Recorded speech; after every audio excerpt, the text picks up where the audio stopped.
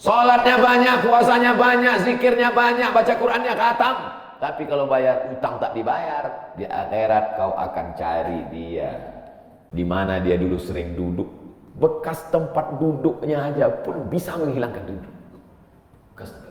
Quran yang dia baca dulu, lengkap dengan rehalnya. Bangun kau tengah malam, kau bentang sajadah, duduk kau di situ. Kau buka Quran yang dia baca dulu, hilang rindu. Tapi setelah dia tak ada, makanya mumpung dia masih ada, ciumlah tangannya, peluklah badannya, ciumlah keningnya. Kalau kau ada duit, kirimlah.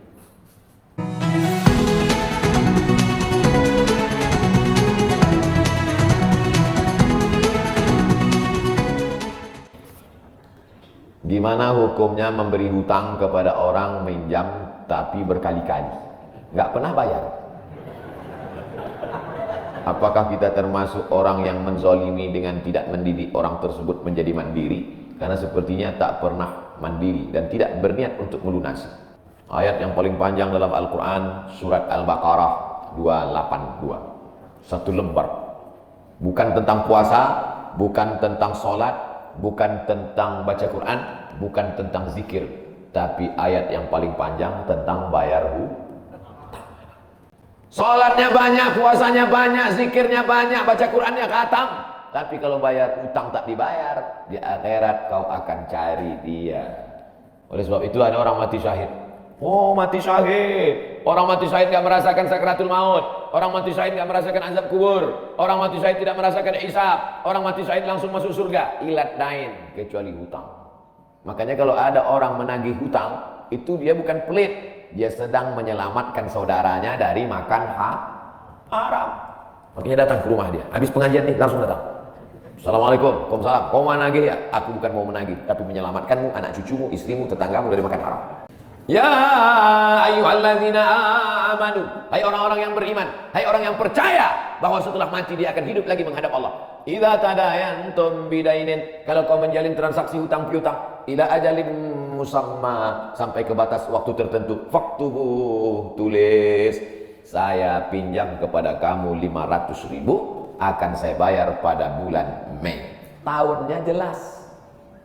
Gimana juga bulan Mei? Maybe yes, maybe no.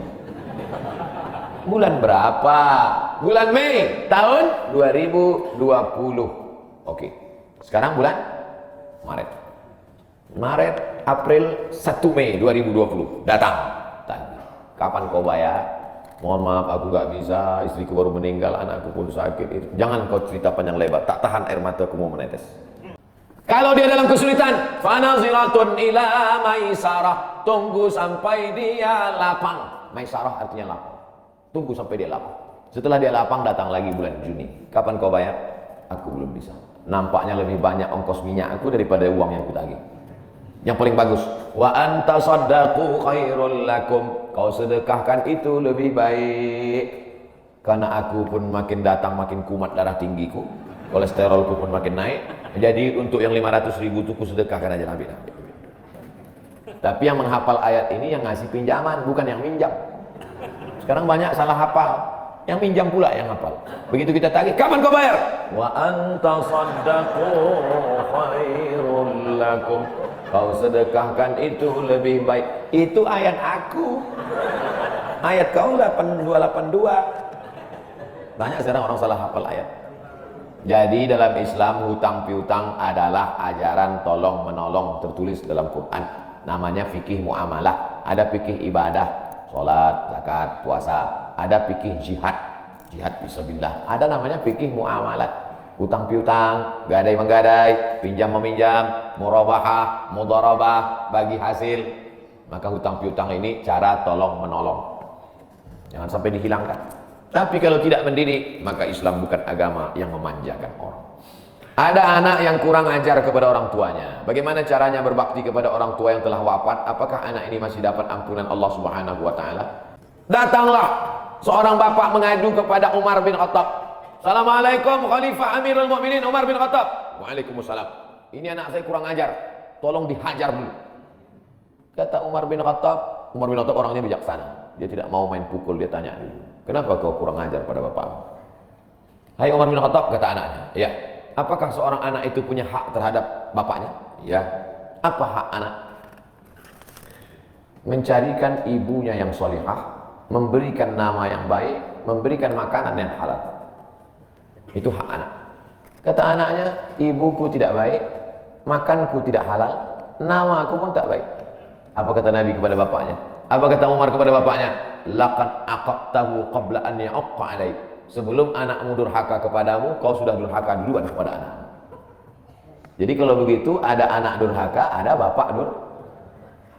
Ini jangan sampai anak bapak tahu. Nanti dia pulang, anak durhaka kok. Dia senyum. Kau bapak durhaka. Ibunya tak baik, namanya tak baik, makannya tak baik. Kasih dia nama yang baik. Kasih dia makan yang halal. Kadang-kadang kenapa otaknya tak lurus? Karena makannya tak halal. Dikasih dia makan riswah, makan sogok, makan haram. Kenapa kau kasih makan haram? Gimana lah Pak Ustadz, yang haramnya aja pun payah. Astagfirullah. Allah sediakan alam semesta begitu banyak yang halal. Kenapa kau kasih dia makan haram? Jangan pernah kasih anak makan haram. Pesan kakek saya, datuk saya, kalau bahasa kampungnya grandfather. Cucuku 40 orang, yang satu ini jangan sekolah umum. Maksudnya saya tak dikasih sekolah umum, maka saya tak pernah sekolah umum. Sekolah ibtidaiyah, sanawiyah, aliyah, al-azhar, Maroko, Sudan. Tak pernah sekolah umum. Cucuku yang ini jangan sekolah umum, jangan kasih makan haram, nanti otaknya gelap. Cucuku yang ini jangan kalian kasih makan haram, nanti otaknya gelap. Pesan itu disampaikan almarhumah mak saya ke saya. Kau pun nanti anak kau jangan kau kasih makan haram, nanti otaknya gelap. Kalau sudah otak gelap tak bisa membedakan mana tiang, mana orang, sifatnya lagi. Nah, jangan sampai anak kita durhaka gara-gara kita bapak yang durhaka. Kalau anak sudah durhaka, meninggal orang tuanya, setelah itu dia bertobat, bagaimana cara minta ampunnya? Maka dia bersedekah. Mana dalilnya? Seorang sahabat datang menjumpai Nabi. Ummi matat. Ibu saya sudah meninggal. Apa atasaddaqu anha? Kalau saya bersedekah, apakah pahalanya sampai kepada almarhumah ibu saya? Kata Nabi, tasaddaq, bersedekahlah. Sedekahmu sampai. Maka wahai anak-anak durhaka yang sudah mati ibu dan bapakmu, maka datang kau habis pengajian ini langsung ke tempat anak yatim, panti jompo, sekolah-sekolah, pondok pesantren. Tanya Pak Kiai, apa yang kurang di pesantren ini? WC. Karena pesantren santrinya 1000, WC-nya 2. Bayangkan panjang antriannya. Berapa yang keluar dalam celana? Saya bangunkan WC, pahalanya mengalir untuk almarhumah. Maka pagi, petang, siang, malam mengalir pahalanya. Sedekah. Ayo sedekah itu afdal. Apa sedekah yang paling afdal? Saqiyul ma', memberi air minum. Sedekah yang paling afdal, kasih air minum. Saya ceramah di Banjarmasin, di depan rumah seorang pejabat. Itu ada kulkas tapi nggak sampai beku, freezer. Setiap dipencet keluar air dingin. Gelasnya dikasih pakai rantai besi, takut dilarikan tukang ambil aluminium. Buat wakaf untuk almarhumah. Nah, itu bagus kan. Saya ceramah di Malaysia, di pintu masjid itu ada kotak box. Kalau kita ambil satu botol, keluar botol baru. Ambil satu botol, keluar botol baru. Wakaf untuk, itu bagus, sedekah. Nah, jangan sedekah teh botol, nanti dia kena diabetes. Air putih, ini bagus, mengalir. Sedekah sumur bor, pergi ke masjid, putar keran nggak ada air. Tanya pengurus masjid, Pak pengurus, ya mana sumur bor? Nggak ada, saya buatkan. Langsung bunyi. Itu berarti cash itu. Begitu cara berbakti pada orang tua dengan sedekah. Tapi Pak Ustadz saya jangankan sedekah makan, saya pun Senin Kamis Pak Ustadz doa. Allahumma ighfir lahu warhamhu wa'afihi wa'fu anhu. Bangun tengah malam, Rabbi ighfirli wa li walidayya warhamhuma kama rabbayani shaghira. Apa itu bid'ah? Bid'ah membuat sesuatu yang tidak dibuat oleh Nabi Muhammad SAW. Tidak ada dalilnya dari 3 aspek: qauli, fi'li, taqriri. Perbuatan yang tidak ada dalilnya bid'ah. Jangan dikatakan perbuatan yang tidak dibuat Nabi bid'ah. Perbuatan yang tak ada dalilnya bid'ah. Karena kalau dikatakan yang tidak dibuat Nabi bid'ah, Nabi tidak pernah pakai peci. Tunjukkan saya mana hadis Nabi pakai peci. Berarti peci ini bid'ah. Nabi mimbarnya tangganya dari depan. Ini masjid tangganya dari belakang. Berarti mimbar ini bid'ah. Mimbar Nabi tangganya dari depan, 3 lantai, 1, 2, 3. Jadi yang dimaksud dengan bid'ah perbuatan yang tidak ada dalilnya. Misalnya jam 12 siang ada bapak-bapak di panas terik tegak menghadap matahari. Pak, bapak ngapain? Aku mengagungkan Allah di bulan Rajab. Bid'ah itu, karena tidak ada dalilnya sama sekali. Tapi selama ada dalilnya, tidak boleh kita katakan orang itu melakukan perbuatan bid'ah. Malam Jumat baca Yasin, kumpul 10 orang baca Yasin. Yasin wal Qur'anil Hakim innaka laminal mursalin. Bid'ah. Loh, coba lihat dalilnya. Yang dibacanya itu Quran apa Quran? Quran. Baca Quran apa pahala? Yasin itu Quran atau enggak Quran? Quran. Man qara'a Yasin fi lailatin, siapa yang baca Yasin suatu malam, asbaha maghfuran lah, subuhnya sudah diampuni dosa. Mestinya baca Quran itu semua, tapi karena dia nggak sanggup semua, dia pilih hati Quran. Hati Quran itu Yasin. Sentuhlah dia tepat di hatinya, dia akan jadi milikmu untuk selamanya. Makanya orang sebelum ngapal Quran semua, yang dihafal hatinya dulu. Itu sebelum ngapal Quran, yang dihafal hatinya dulu. Apa hati Quran? Ya, Yasin. Tapi jangan hatinya aja seumur hidup, yang lain juga. Nah, jadi jangan salahkan orang baca Yasin. Baca Yasin bid'ah. Loh, Yasin kan Quran. Baca Yasin malam Jumat nggak masalah. Seumur hidup baca Yasin masalah. Karena banyak surat yang lain. Baca juga Al-Fatihah, Al-Baqarah, Al-Nisa, Al-Imran, Al-Nisa, Al-Maidah, Al-An'am. Nah, jadi mudah. Perbuatan tidak ada dalilnya bid'ah. Selama ada dalilnya tidak tidak. Ustadz, kiat-kiat apa yang kami lakukan sebagai guru kepada anak didik kami sebelum dan sesudah mengajar agar ilmu mudah dimengerti? SDIT Al-Farabi. Aristoteles, Socrates, Thales, Demokritos itu adalah pemikir-pemikir dari Greek Yunani kuno. Pada masa abad kedua datang seorang khalifah bernama Abu Ja'far Al-Mansur. Semua buku-buku dari Yunani diterjemahkan. Nama lembaganya Dar Al-Hikmah, Dar Rumah Hikmah Ilmu Pengetahuan. Dibuatlah Dar Al-Hikmah, Rumah Ilmu Pengetahuan. Diterjemahkanlah dari bahasa Yunani ke dalam bahasa Arab. Akhirnya orang Islam pun jadi dokter Avicenna. Karena orang barat payah menyebut Ibnu Sina. Averroes, Ibnu Rus. Tapi ada seorang yang bergelar the second teacher. First teacher Aristoteles, second teacher Al-Farabi. Ternyata Al-Farabi ini bukan dari Arab, tapi dari Pomalaa. SDIT Al-Farabi. Ini supaya wali murid tahu. Anak ibu di mana? SDIT Al-Farabi. Al-Farabi itu artinya apa? Ya SDIT. Al-Farabi itu di barat dia diberi gelar the second teacher. Guru pertama Aristoteles, guru kedua adalah Al-Farabi, saking cerdasnya. Artinya apa? Dia tidak hanya diakui dalam Islam, tapi juga di luar Islam. Kenapa dikasih nama Al-Farabi? Karena ingin anak-anak kita dalam kepalanya tidak hanya fisika, biologi, kimia, matematika, bahasa Inggris, tapi juga dalam kepalanya ada Quran, hadis, fikih, akidah akhlak, dan bahasa Arab. Sehingga nanti dia akan menjadi ekonom, tapi ekonom yang beriman. Dia akan menjadi filosof yang bertakwa. Inilah cita-cita alumni Al-Farabi, insyaallah. Amin. Ya Allah. Nah, yang pertama kali menjadi guru itu adalah ikhlas. Karena kalau gurunya ikhlas, cakapnya masuk ke hati. Kalau dari mulut, ke mulut juga masuknya. Tapi kalau dari hati, ke hati juga masuknya. Kira-kira yang saya sampaikan tadi, saya mulai tadi jam 5.15, sekarang jam 6.05, dan 50 menit saya bicara. Masuk tak ke hati Bapak Ibu? Kalau tak masuk ke hati Bapak Ibu, berarti yang ceramah itu enggak dari hati. Dari mulut ke mulut juga masuk. Jangan sampai ke mulut pun tak masuk. Nauzubillah. Yang pertama kali tulus ikhlas. Karena perbuatan yang paling tinggi amalnya adalah menjadi guru. Makanya saya lebih memilih menjadi guru. Saya sampai sekarang menjadi guru. Cuman saya tidak punya kelas. Dulu sempat jadi dosen, habis itu keluar. Kelasnya sekarang masjid, lapangan sepak bola, sama stadion, sama gedung olahraga, sport center Antam. Saya mengajar tidak lagi terbatas oleh dinding kelas. Semua tempat menjadi tempat mengajar. Guru yang pertama harus ikhlas. Yang kedua, tingkah laku perbuatannya. Guru digugu dan ditiru. Guru itu dari mulai cara minumnya aja diikut orang. Guru minumnya tangan kiri. Yang minum tangan kiri itu setan. Berarti kalau ada guru minum pakai tangan kiri, berarti guru setan. Hati-hati jadi guru. Oleh sebab itu maka Guru ini luar biasa. Guru ini luar biasa Bapak Ibu. Perbuatan yang tidak putus setelah mati guru. PNS setelah mati putus. Yang kan mati, pensiun aja putus. Apalagi mati. Tapi guru. Saya dulu punya dosen. Kata dia, saya ini lulus hakim. Tapi kemudian saya tinggalkan hakim, saya pilih jadi guru. Kenapa gitu Pak dosen? Karena kalau saya jadi hakim, 1 tahun ada 10 perkara, 10 senang kepada saya, 10 benci. Yang menang senang, yang kalah benci.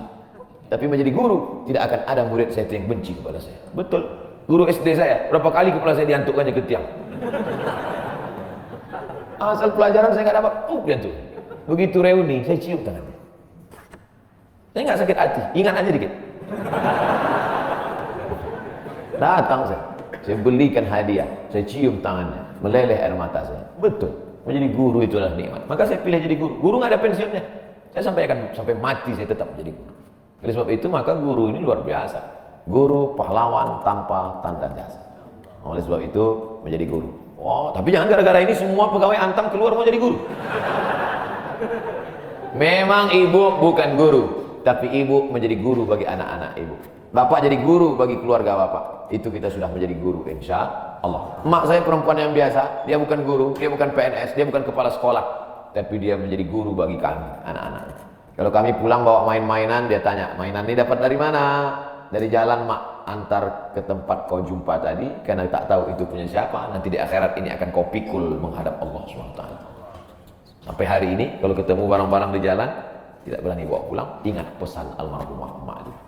Mungkin cakap Ustaz tidak masuk ke telinganya, tapi kata-kata ibu luar biasa. Ibu-ibu, bapak-bapak, nanti kalau mau sakratul maut, pesan paling jitu sampaikan pas mau mati. Jangan makan haram. Luar biasa itu, mereka berkesan. Sampai anak cucu akan mereka sampaikan. Nenekmu dulu ketika mau mati pesan terakhirnya, jangan makan haram. Baru sebut la ilaha illallah. Pertama, ikhlas. Yang kedua, perhatikan tindak tandukmu, kau dikubu dan ditiru. Yang ketiga, insya Allah bangkitkan semangat, karena setelah kau mati akan mengalir pahalanya. Bismillahirrahmanirrahim. Assalamualaikum Ustaz. Waalaikumsalam. Apa tips cara meraih kesuksesan yang berkah di masa muda? Saya tidak pernah bercita-cita menjadi apapun. Cita-cita saya dulu cuma satu, bagaimana membahagiakan orang tua. Itu saja. Ya Allah, aku sekolah, tak tahu dulu pulang mau jadi apa. Yang penting bisa membahagiakan orang tua. Itu saja. Jadi setelah itu sampai, ya sudah. Bisa menyenangkan hati orang tua. Bisa, itu saja. Maka selalu saya sampaikan di kampus-kampus kepada mahasiswa. Kalian kalau belum bisa membahagiakan orang tua, jangan menyusahkan orang tua. Ini kadang baru ngelihat namanya aja di HP, dah kumat darah tinggi man. Kalau belum bisa membahagiakan dia, jangan menyusahkan dia. Maka saya di Mesir 4 tahun tak pernah saya minta duit. Tiba-tiba udah sampai dari ke Mekah. Mak, aku udah di Mekah. Mah, dari mana kau dapat ongkos? Ada tabunganku sikit-sikit. Pergi ke Mekah, kerja, pulang, bayar toh. Jangan pernah menyusahkan orang tua. Oleh sebab itu cita-citanya yang pertama mencari ridha Allah. Ridha Allah fi ridhal walidain, wa sukhutullah fi sukhutil walidain.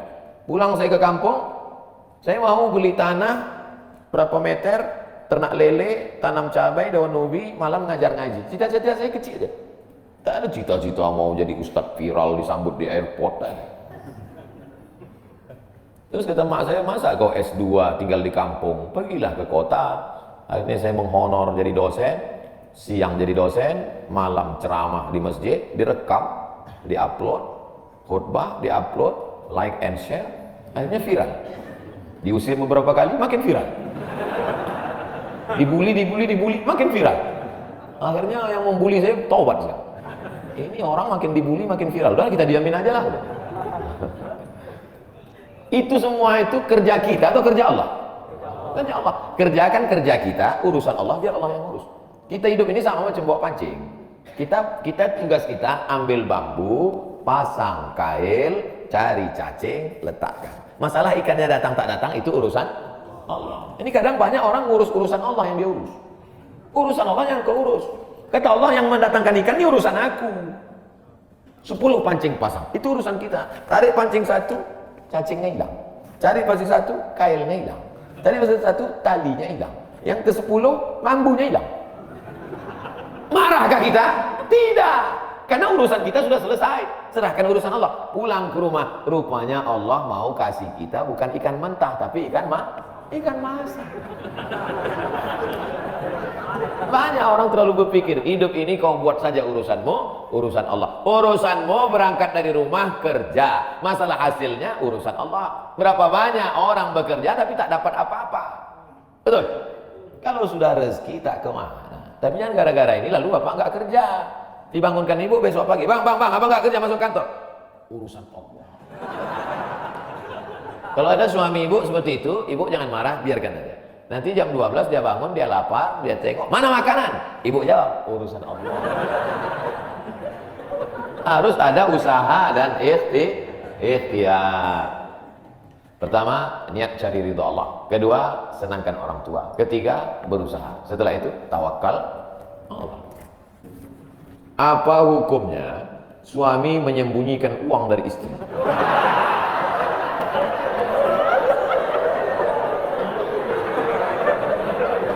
Bang, kata istrinya.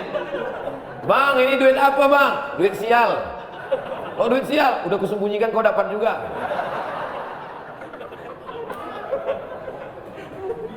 Bapak menikah sama ibu, ibu menikah sama bapak. Apakah hartanya jadi satu atau harta masing-masing? Mereka mau hartanya jadi satu dan bapak ketakutan. Itu yang saya baca. Sekarang kita baca ayatnya. Walakum nisfu ma taraka azwajukum illam yakul lahunna walad. Kalau istrimu meninggal kau dapat 50% hartanya kalau tidak ada anak.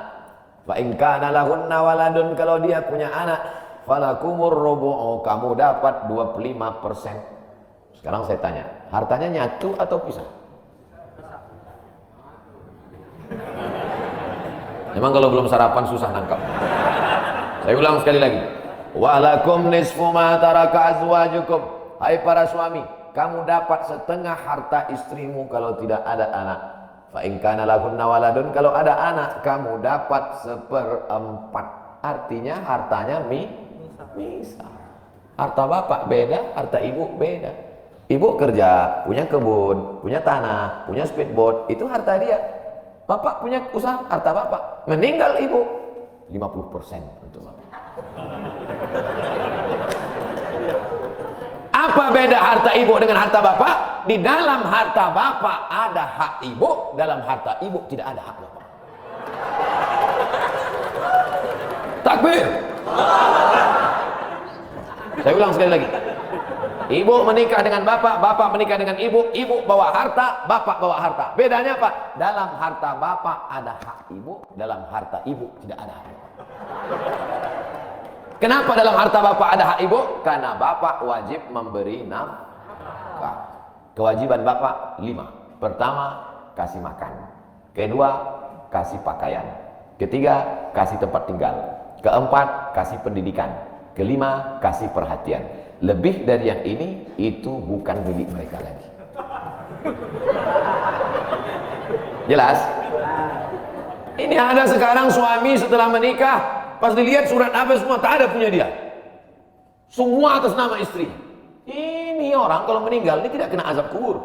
Karena di dunia sudah terlalu azab dengan istrinya. Dari yang saya sampaikan ini jelas tentang pembagian batasan-batasan harta, jelas? Jelas. Jadi tidak serta-merta setelah menikah, jangan mau anak perempuan kita ditipu laki-laki. Istriku, mana surat mobilmu, mana surat tanahmu? Tadi kita sudah akad nikah, semua hartamu, milikku, surgamu di bawah tapak kakiku. Oh, tidak begitu. Makanya laki-laki harus ngerti, perempuan juga harus paham. Kalau tidak, sudah main bola aja ada aturannya, statuta. Kalau tidak, akan hancur. Tapi insya Allah jelas. Pak Ustadz minta tolong doakan ibu saya sudah lama sakit. Nanti kita doakan di akhir majelis, bukan cuma ibu bapak, ibu-ibu semua kita doakan. Bagaimana niatnya doanya? Bagaimana niatnya doanya mandi taubat? Nawaitu, aku berniat ghuslat taubat, mandi taubat. Saya nggak bisa bahasa Arab Pak Ustadz, bahasa Indonesia, bahasa Makassar, bahasa Jawa, bahasa Batak, bahasa Mandailing, bahasa Aceh. Saya niat mandi taubat karena Allah Ta'ala. Bagaimana cara mandinya Pak Ustadz? Seperti mandi wajib, basah dari ujung rambut sampai ke ujung kaki. Di mana mandinya Pak Ustadz? Di laut bisa. Kolaka ini 30% saja daratan Pak Ustadz, yang 70 adalah lautan. Nah, mandi di laut. Apalagi kalau sampai ke tengah laut, bukan cuma dosanya hilang, orangnya hilang sekarang.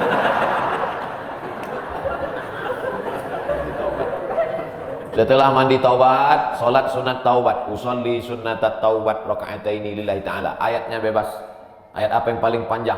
Hafal kau amma yatasaalun? Tidak. Wadduha? Tidak. Kulhu? Hafal apa cukup.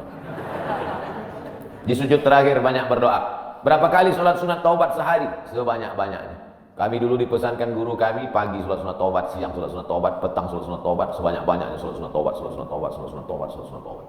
Usolli sunnatat taubat raka'ataini lillahi ta'ala.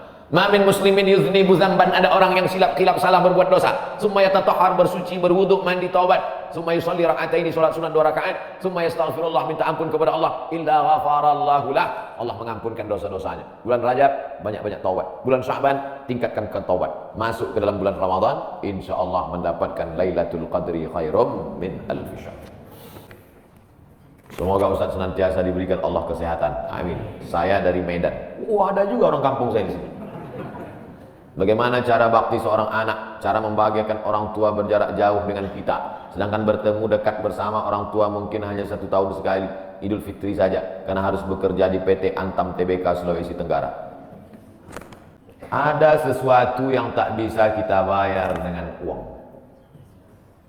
Tak bisa dibayar dengan uang. Yang bisa merasakan ini orang yang orang tuanya sudah meninggal. Yang masih hidup tak bisa.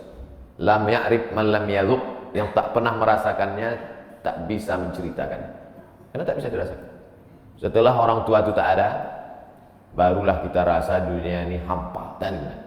Duit itu tak ada gunanya, mobil itu tak ada gunanya, rumah itu tak ada gunanya, apapun tak ada gunanya. Waktu dapat saya gelar doktor dari Sudan, pulang saya ke rumah, tak ada gunanya. Tak bisa lagi diceritakan. Dulu apapun yang dapat diceritakan, ma, aku dapat sorban dari, ma, aku dapat peci. Setelah pulang dari Brunei, dapat gelar visiting profesor di Universitas Islam Sultan Syarif Ali. Tak ada gunanya, hampa. Paling-paling ditulis di baleho aja, profesor, doktor. Untuk menunjukkan bahwa kita bukan ustaz kaleng-kaleng. Nanti setelah dia tidak ada, barulah kau cari mana kain yang pernah dia pakai dulu, mana sajadah yang dulu dia pakai waktu sholat, di mana dia dulu sering duduk.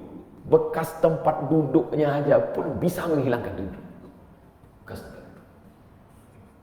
tempat dia duduk dulu, tempat dia duduk makan kacang sambil minum teh, duduk kau di situ bisa menghilangkan duduk. Quran yang dia baca dulu lengkap dengan rehalnya, bangun kau tengah malam, kau bentang sajadah, duduk kau di situ, kau buka Quran yang dia baca dulu, hilang rindu. Tapi setelah dia tak ada, makanya mumpung dia masih ada, ciumlah tangannya, peluklah badan, ciumlah keningnya. Kalau kau ada duit, kirimlah. Tak bisa, karena cari makan jauh Pak Ustaz, mesti terbang dari Sumatera sampai kemari. Apa boleh buat? Memang begitu kondisi ekonomi kita sekarang. Allah tidak marah. Tapi kalau kau mampu, kirimlah. Siapa orang yang kira-kira bisa digaji, dibayar untuk memasakkan dia di rumah? Berkirimlah. Karena sampai masanya nanti duit yang banyak itu tidak ada gunanya. Sebanyak apapun kau simpan, tak ada rasanya lagi. Hampa, tak ada gunanya. Maka mumpung dia masih ada. Idul Fitri paksa-paksakanlah pulang. Mahal tiket pesawat, tabunglah. Teleponlah. Masih ada dia menyambut teleponmu, berikan HP yang kira-kira lama dia pakai, tinggalkan, mak, ini chargernya, ini handphonenya, ini baterainya, persiapan kalau rusak, pasangkan di sini. Nanti kalau aku telepon, sampai masanya nanti, handphonenya berbunyi tapi tak ada yang angkat. Selagi dia masih ada, senangkanlah hatinya. Kirimkanlah kain. Kain itu tidak akan dia pakai, tapi insya Allah menyenangkan hati dia. Ketika hatinya lapang, lapang rezeki. Ketika hatinya senang, senang hidup. Tapi kalau sudah hatinya sempit, meleleh air matanya rindu karena tak pernah kau telepon, disitulah awal azab Allah datang. Kau akan berenang dalam kesengsaraan. Mudah-mudahan Allah mengampuni dosa kita semua. Dosa yang bohong. Al-Hazim ya Al-Fatihah. Alhamdulillah. Bismillah.